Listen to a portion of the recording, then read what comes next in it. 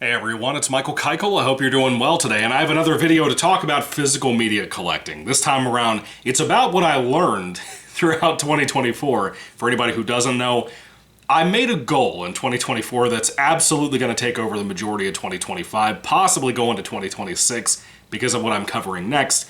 I wanted to work through my backlog of movies and TV shows. But movies take less time to watch than a whole series of TV, unless the TV show sucks and you quit it. And I decided, okay, I'm going to knock out the movies mainly first, put in some TV in there, like some Power Rangers, some cartoons and whatnot. And I did all that. Been balancing it out, juggling it, whatnot. It's mostly worked fine. And I've also bought things throughout the year. Also, I've had a birthday, I've had Christmas, Valentine's Day with my wife, anniversary with my wife, vacation with my wife, where we pick up a little something for ourselves too, typically. Even on vacation, we find some places every once in a while, like in Tennessee. And so I have mostly added stuff to the collection, mainly from pawn shops and stuff, so it's kind of packed up, but some of the stuff has actually went directly to the shelf because it's stuff that I know I love, that I've seen in recent years, you know what I mean? Or stuff that was hard to find, that I knew I'd already seen and I loved, and I just couldn't get a copy on it for a long time, until I found a deal. And what I learned in 2024, working through my backlog, I learned a lot about myself. I learned more about, and this is the thing I hope this video can present to you, maybe help you in 2025 if you have a massive backlog. There are people on YouTube I've seen that have like 5,000, 6,000 movies, way more than I do, that have seen like 30% of their collection, and you can tell by how they talk about it, how they talk about the collecting habit. It's an addiction, not a passion. That's the difference. That's the difference between a lot of us in the community. But this is the thing.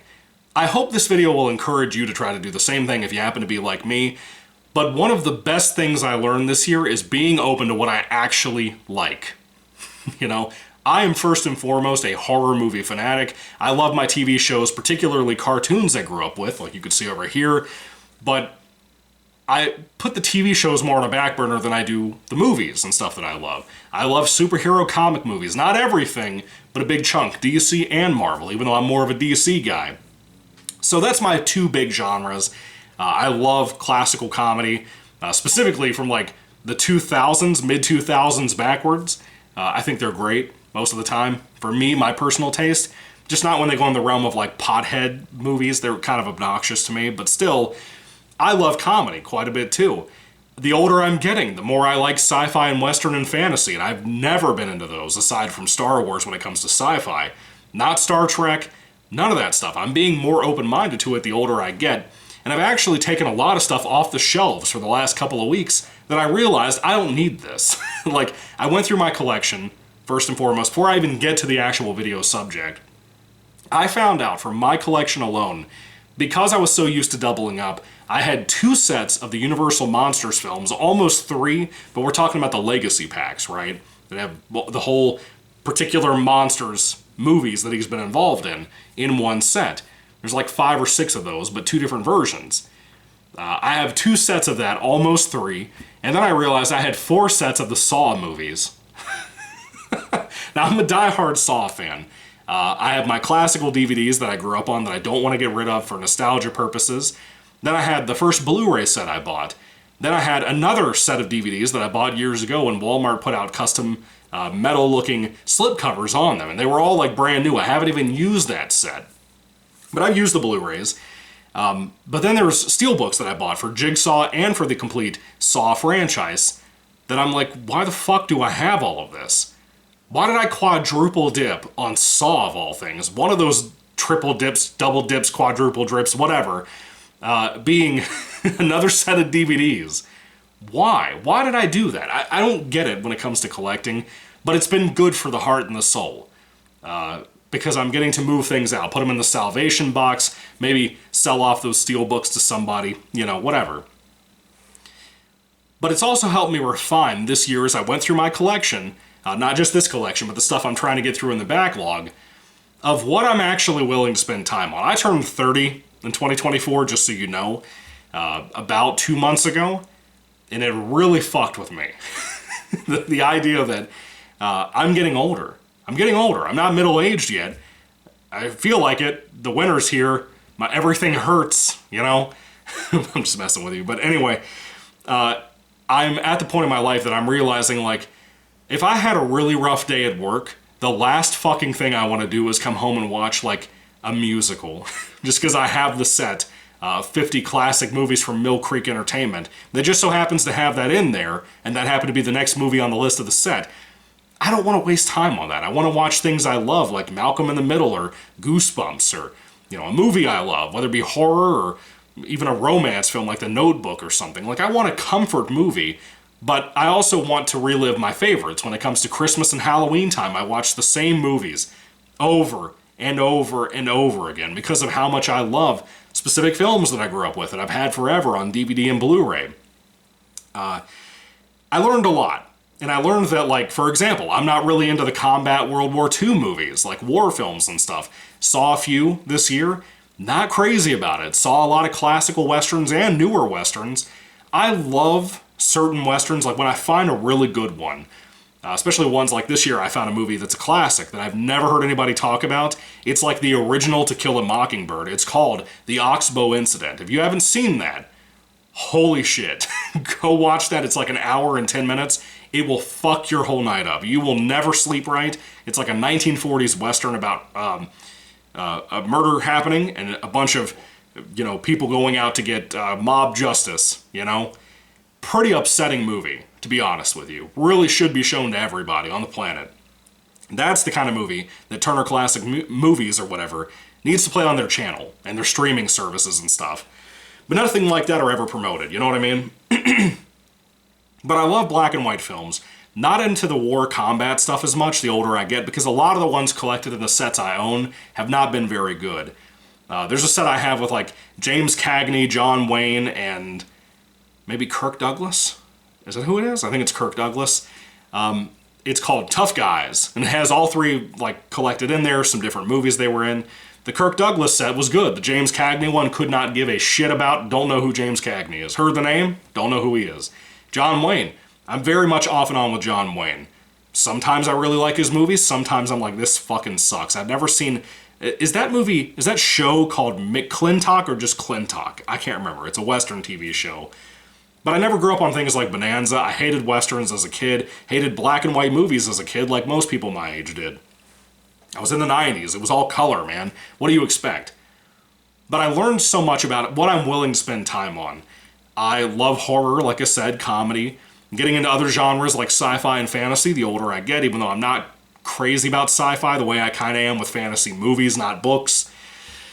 Mainly because there's too much bad shit out there.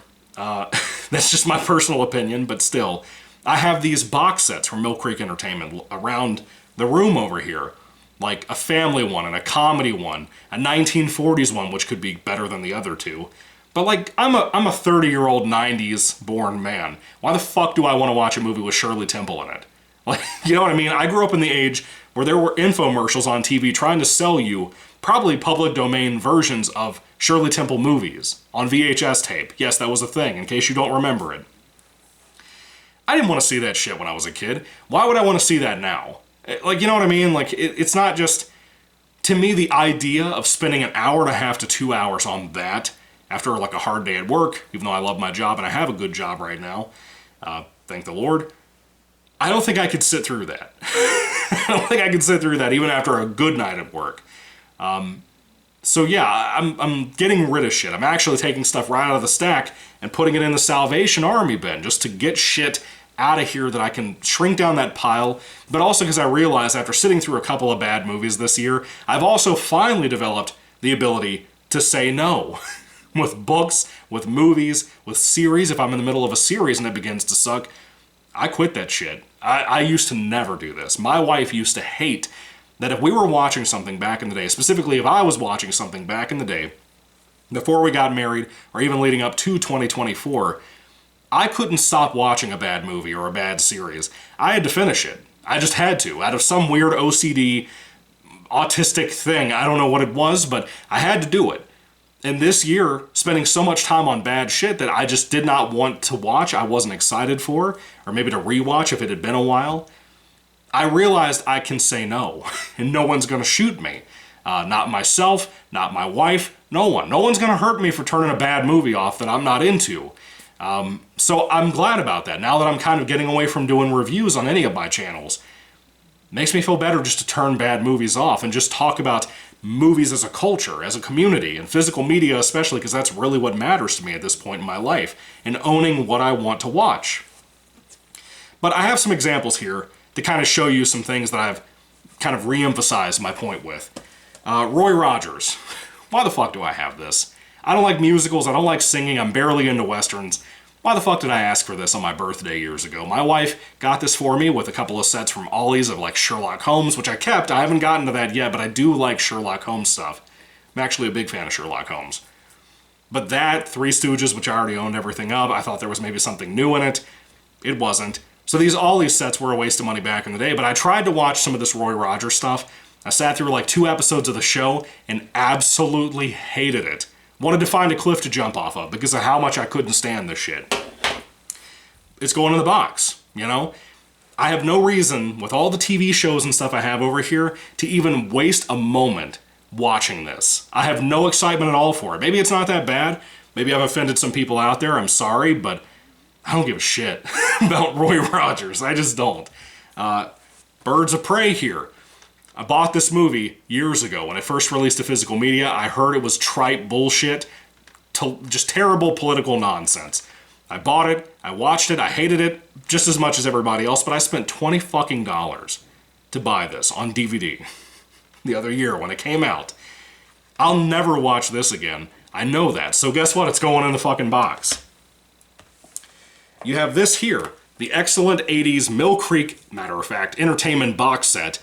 50 movies, supposedly. Most of them being shitty TV movies that you've never heard of from the 80s. They could be dubbed from Italian or whatever to English. Not all of them. Most of these are actually in English, but the other Mill Creek sets, horror, out of the 3 or 4 packs that they have, can be dubbed horror. The war films can be like that too. I'm sure the comedies could be like that. I'm not into that. I went through this set. I looked at IMDb, I compared the scores about what is 5 out of 10 and higher scored on IMDb for every single movie in here in order of the discs, right? And even if it was lower than a 5 out of 10, because that's kind of my standard of where I'm willing to go, I would read up the write-up, right? The only thing that's going to keep, the only 3 things that are going to keep this set in my collection are a movie that may surprise you, for example. Brandon Lee made a movie, The Crow himself made a movie called Laser Mission. I saw that today, and I thought it was so much fun. It was action schlock stuff that I wish we got more like now. You know? Right up my alley, 100%. You have a comedy that's like a horror comedy called My Mom's a Werewolf. Loved it. Thought it was mostly really good until the ending. The werewolf sucked. Don't even waste your time on that. But the rest of the film, pretty fun. I really enjoyed that. John Saxon was in the movie. There's a second film that I saw in here. Shit. What was it called? Oh, I know what it was. It was a Matt Dillon film called Liar's Moon. Dude, if you're a Matt Dillon fan like I am and you haven't seen Liar's Moon from 1981, for the love of God, watch it. Especially if you like the teenage romance movies. Great film. Really, really great film.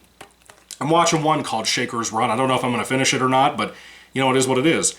However, the totality of movies that I saw from this set, maybe 10, that actually seem worthwhile. I have not watched all 50 in here, nor am I going to waste all my time on it, because the majority of them are shitty TV movies, and the majority of them score way lower than a 5 out of 10 stars on IMDb, which to me is not worth the time and effort. I need some drink.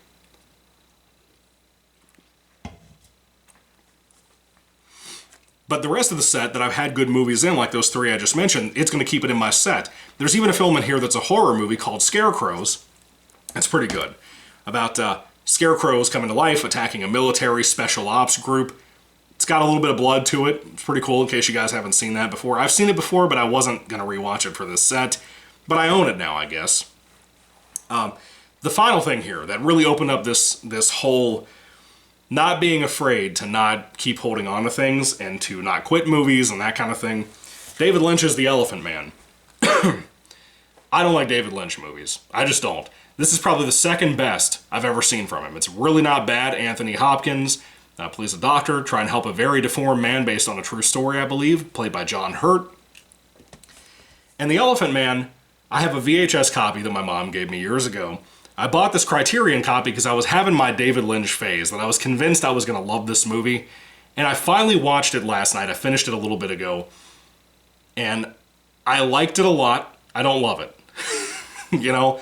So I know I'm never going to rewatch this again. Why hold on to it? I wish I'd never bought it to begin with. I already had the VHS tape she got me, and around the same time this came in the mail. So I wish I'd returned that or something.